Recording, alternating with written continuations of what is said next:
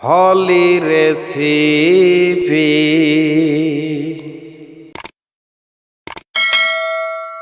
আশা করছি আপনারা সবাই ভালো আছেন। আজ আমি আপনাদের সামনে হাজির হয়েছি একটা পুডিং নিয়ে। এই পুডিংটা কি দিয়ে তৈরি আর কিভাবে তৈরি এটা ভিডিওতেই দেখতে পাবেন আপনারা। তাহলে চলেন শুরু করা যাক। এখানে দেখতে পাচ্ছেন আমি দুধ নিয়েছি, 1 লিটার দুধ আমি এখানে নিয়েছি। আর এই রেসিপিটা ইউটিউবে প্রথমবার আমি ছেড়েছি, আশা করছি আপনাদের ভালো লাগবে। দিয়ে দিচ্ছি চিনি পরিমাণ মতো, আমি যতটুকু মিষ্টি খাবো। দিয়ে দিচ্ছি চুই পিঠা, যেই পিঠাটা আমরা সাধারণত দুধ দিয়ে তৈরি করে খাই। এই চুই পিঠার রেসিপি আমার চ্যানেলে আরো অনেক আছে, যেটা ইউটিউবে প্রথমবার আমি ছেড়েছি। আশা করছি আপনারা দেখবেন, ডিসক্রিপশন বক্সে দেওয়া থাকবে লিংক। ভালোভাবে মিশিয়ে নিচ্ছি দুধের সাথে। চিনিগুলো গলে যাওয়া পর্যন্ত আমি মিশিয়ে নিয়েছি। দিয়ে দিচ্ছি এখানে আমি আগার আগার পাউডার 2 টেবিল চামচ। এখন আমি আগার আগার পাউডার সবগুলো উপকরণের সাথে ভালোভাবে মিশিয়ে নিচ্ছি, যাতে কোনো দলা পেকে না থাকে।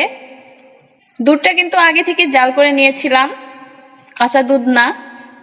আমি চুলায় বসিয়ে দিয়েছি। এর মধ্যে দিয়ে দিচ্ছি 1 চিমটি পরিমাণ লবণ, মিষ্টিটাকে ব্যালেন্স করার জন্য। যদি স্কিপ করতে চান তাহলে স্কিপ করবেন। ভালোভাবে নেড়ে দিচ্ছি। বেশ কিছুক্ষণ ধরে নাড়ার পর দেখতে পাচ্ছেন থকবকে হয়ে এসেছে, দুধটা অনেকটাই কমে এসেছে। আমি আরো সামান্য একটু কমিয়ে নেব। আর নাড়া বন্ধ করা যাবে না। আরেকটা কথা বলে দেওয়া ভালো, আপনারা কিন্তু এই রান্না করতে করতে চুলা রাসটা বন্ধ করে অন্য কোথাও যেতে পারবেন না, তাহলে কিন্তু থেমে যাবে এখানেই, যেহেতু আপনারা আগার আগার পাউডার দিয়েছেন। ভালোভাবে নেড়ে নিয়েছি। আমি ঠিক ঘনত্বটা এরকম করব। দেখতে পাচ্ছেন একটা টিফিন বাটি নিয়েছি, আর এই প্রসেসটা কিন্তু আগেই করে রাখতে হবে আপনাদের। কাঠবাদাম কুচি করে নিয়েছিলাম, দিয়ে দিয়েছি।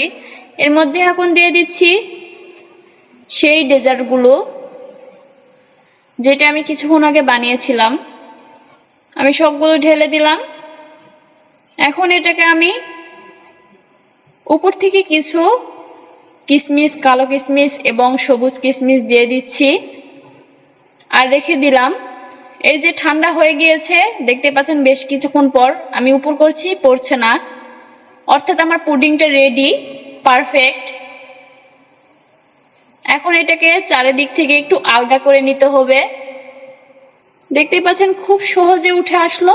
দারুণ একটি রেসিপি, দারুণভাবে জমে গিয়েছে, দেখতে পাচ্ছেন। আমার রেডি।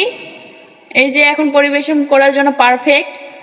আর রেসিপিটা কিন্তু খুব সুন্দর। আশা করছি আপনারা বাসায় তৈরি করবেন। আমার জন্য দোয়া করবেন। আপনারা সুস্থ থাকবেন, ভালো থাকবেন, আর রেসিপি ট্রাই করবেন, আর কমেন্টে জানিয়ে দেবেন কেমন লাগলো। আল্লাহ হাফেজ।